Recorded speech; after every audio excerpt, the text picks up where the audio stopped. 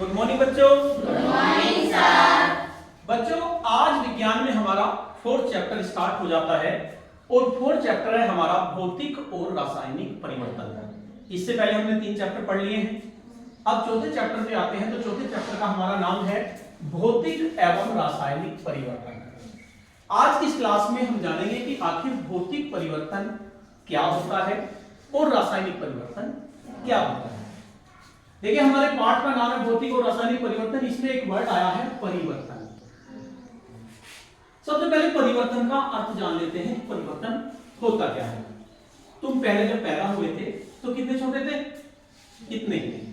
फिर इतने बड़े हुए, फिर इतने बड़े हुए ना। यानी कि तुम्हारे शरीर में परिवर्तन आते चले गए और आप छोटे से बड़े हो गए। ऐसे ही बहुत सारे काम होते हैं, बहुत सारे परिवर्तन प्रकृति में होते रहते हैं। वैसे तो हमने पिछली क्लास में कई तरह के परिवर्तन पढ़े थे, तीव्र परिवर्तन, मंद परिवर्तन, लेकिन आज जो हमारा चैप्टर केवल भौतिक और रासायनिक परिवर्तन का है तो हम इस क्लास में भौतिक परिवर्तन और रासायनिक परिवर्तन के बारे में जानेंगे। देखिए मेरे पास कुछ सामान है आपके लिए। अब ये बताओ क्या है? क्या है? लकड़ी। पक्का? मैंने इसके 2 टुकड़े कर दिए। ये क्या है? ये क्या है? ये भी लकड़ी है, पहले भी लकड़ी थी। तो क्या परिवर्तन हुआ? छोटी हो गई, यानी इसकी आकृति में परिवर्तन हो गया। रही तो लकड़ी, कुछ दूसरी चीज तो नहीं बनी। अच्छा, दूसरा क्या है? पेंसिल है। अगर इसके मैं 2 टुकड़े कर दूं बोलो। कर दिए। ये क्या है? ये क्या है? यानी इसे भी बना के तुम यूज कर सकते हो, इसे भी बना के आप यूज कर सकते हो। यानी परिवर्तन तो हुआ, भाई लंबाई घट गई, लेकिन रही तो पेंसिल ही, कोई वो तो चेंज नहीं हुआ। अच्छा, और देखते हैं हमारे पास और भी चीज है। देखिए एक गेंद है, इसे आप खेलते हो, ठीक। हमने गेंद को जोर लगाया और कैसी कर दी? पिचका दी। छोड़ते ही फिर ऐसी बन गई, छोड़ते ही फिर ऐसी ही, हम दबाएंगे से ऐसी बन गई। यानी हमने इसका शेप, आकृति चेंज कर दी। लेकिन जैसे ही हम अपना हाथ प्रेशर हटाते हैं तो ये फिर ऐसी हो जाती है। ठीक है, परिवर्तन है वो मैं बाद में बताऊंगा कैसा परिवर्तन है। एक बोतल है हमारे पास, ठीक है। अब क्या है ये? बोतल ही है, बोतल ही है ना। इसे मैं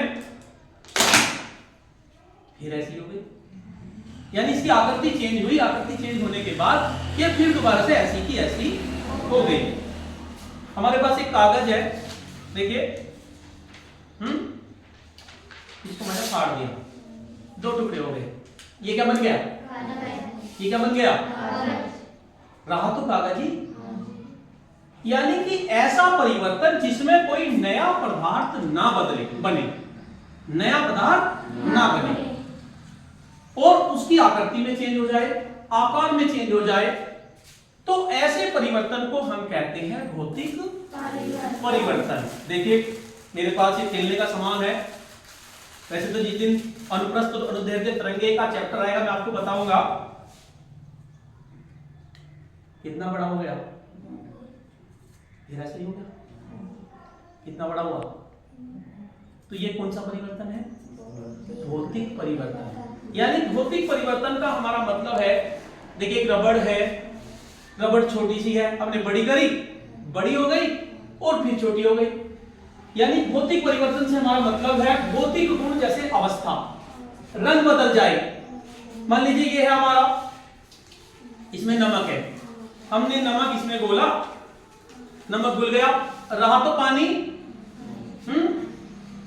अब अच्छा दूसरा देखो, एक पानी है हमारे पास।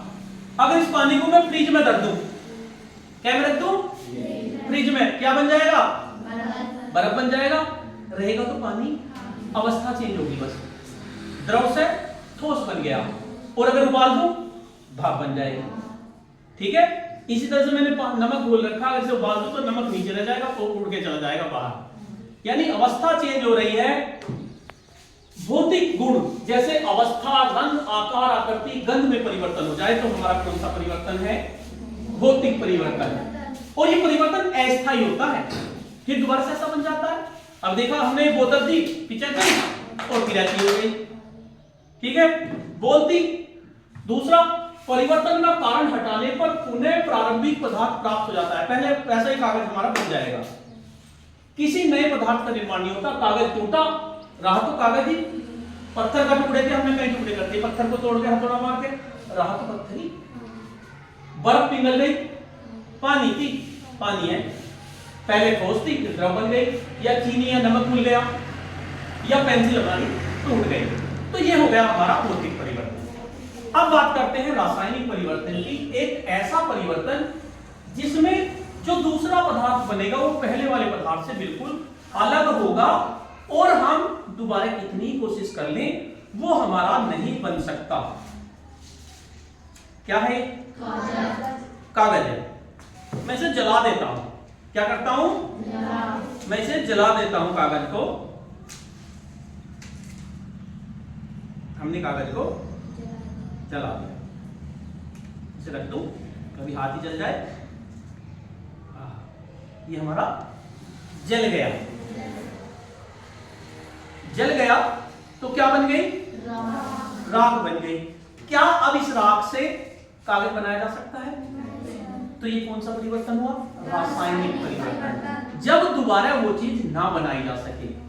एक मैं आज दही लाया था अपने लंच में, क्या ये? दही। किससे बनी? दूध से दही बन गई।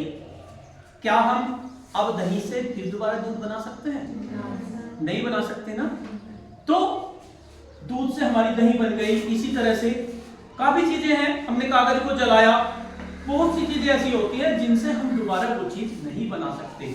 अगर दूध से दही बन गई, मोमबत्ती है, इसमें दोनों परिवर्तन है, भौतिक भी रासायनिक भी। अगर हम इसकी मोम को पिघला दें तो रहेगी तो मोम ही, भौतिक परिवर्तन। लेकिन अगर इसे जला दें, जला के धुआं बन के उड़ जाएगी, फिर दोबारा उसकी मोमबत्ती नहीं बनेगी।